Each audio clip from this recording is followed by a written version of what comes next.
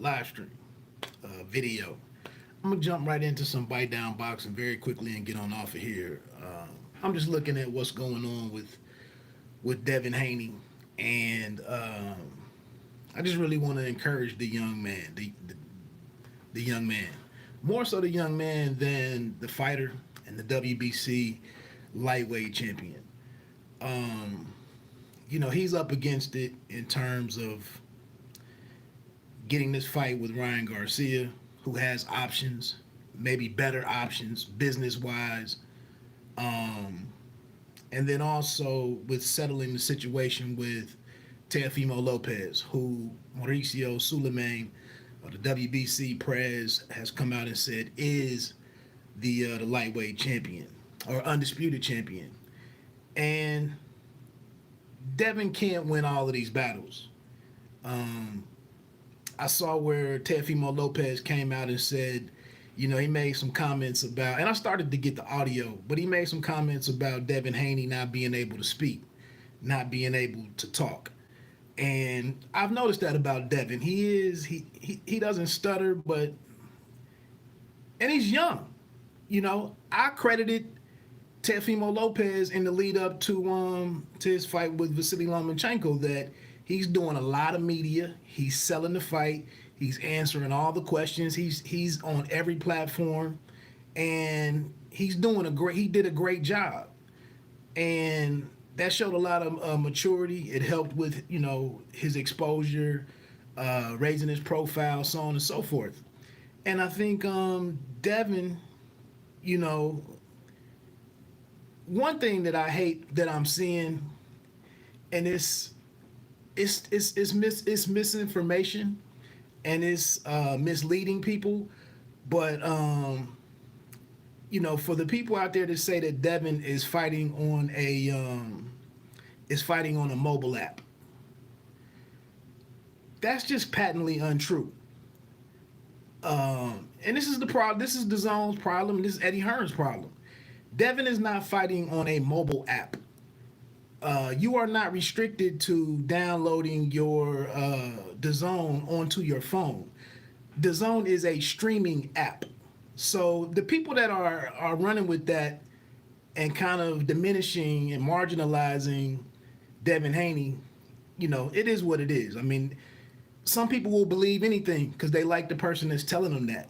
But the zone is not a mobile app. Unless my TV unless my smart TV is now somehow a cell phone, it's not a mobile app. But anyway, he can't do much about that. But what the title of the video was, there's one good problem that Devin Haney has. However he came to have that WBC belt, he has a belt. And so while he might not be able to negotiate and get Ryan Garcia in the ring, he may not be able to get the fight with Teofimo Lopez this year. The one good thing is that he has that belt. And again, when some of these guys can't get the main fight that they want, what you got to do is go get the next best fight. And that might be, that might be Fortuna. That might be Javier Fortuna. And then you go out and you look great against Javier Fortuna. And you just focus on you. I put this out there before. It was a quote about, it was a quote from Ronald Reagan, like, if you're explaining, then you're losing. And Devin Haney needs to quit focusing on explaining. The WBC put him in this situation with the lightweight champion, or the WBC championship, and Teofimo as the franchise champion. Devin Haney didn't create that situation, so quit putting energy towards resolving that. The hell with that. As far as the Garcia fight, hey, Garcia is your mandatory. If Garcia doesn't want to face you next, that's obviously, a lot of fans are going to look at that as a duck, because he goes to fight Gervonta Davis. My only question there, though, is for the public. Are you going to pay pay-per-view for a fight that there's no title at stake in Gervonta Davis and Ryan Garcia? Now, and Ryan's come out and said that belts don't mean anything, and maybe they don't. Maybe they don't. But it looks like that fight is probably going to happen. And part of that being a problem is that Gervonta's only option may be, and I'm hearing some rumblings about it, but Gervonta against Vasily Lomachenko.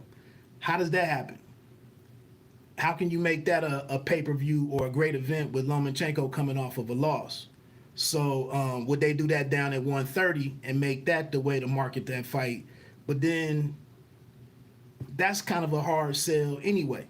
You know, what does a victory over Lomachenko do after he was just beaten by Teofimo Lopez? So everybody kind of had, but the thing is, it looks like the money can get put together to make Garcia and Gervonta Davis, and it looks like the public will buy it. So I have no issue there. But again, back to Devin Haney. Quit explaining. Quit being stressed out over it. You young. You got a title. However you got that title, it's around your waist. And they got to pay you. That's one big thing. He has to be paid as a world champion. Versus going out there being a top contender or whatever. It's contractually, you got to be paid as a champion. So get your money.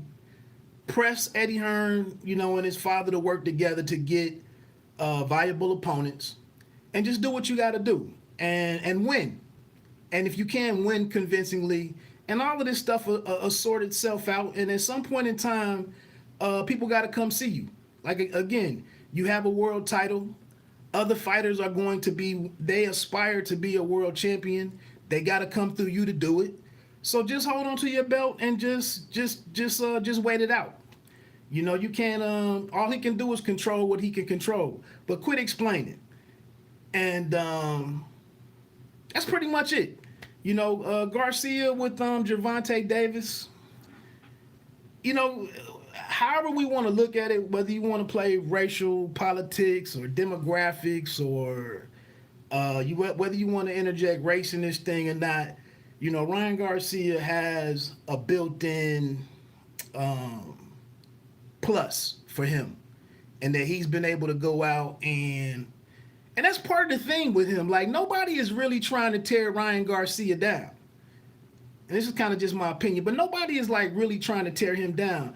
What's working against Devin Haney is people that feel fine or feel motivated or just feel like that it's necessary to go out and say what he isn't as he's trying to advance his career. I don't really see Ryan Garcia fighting that same battle. You can read between the words or whatever. I feel like it's unfortunate for Devin Haney, but he's fighting things that he really shouldn't have to fight, in my opinion. If you want to say he doesn't have any power, if you want to say that he didn't stop Gamboa, I mean, how do you win 10 or 11 rounds against a guy and then you still got to go explain your victory? So I know these things hurt and it matters, but I don't know. You either go in the ring, like I said, and get these and over deliver in the ring, or you fall short and you feel the need to explain. That's kind of gonna rest on his shoulders. But again, don't get bogged down with all of that. You a champion. Continue to conduct yourself like a champion. It was an embarrassing win, but it was an embarrassing win, Latour. I don't even agree that it was an embarrassing win. A lot of these things, the public is not gonna understand. People want what they want, and they had the expectations that they had. But he didn't lose the fight. And like I said, if we want to say that he didn't that he didn't stop the guy, he was in there trying to survive. And I think it was messed up on him and his father's from his father's perspective, that his father kind of didn't give him instructions on how to overcome the survival tactics. It was some things there, but again, how can you win 10, 11 rounds and you got to come out and explain yourself? I mean, and if boxing fans want to be that unreasonable, again, back to the title of the video, The one good problem that he has is that he has a world title around his waist. And at some point, for others who want to be a world title, a world champion, they got to go see him. And you just let people come to you. That's all he can really do. Anyway, like I said, I was just going to jump on here and jump off. I got to get back to it.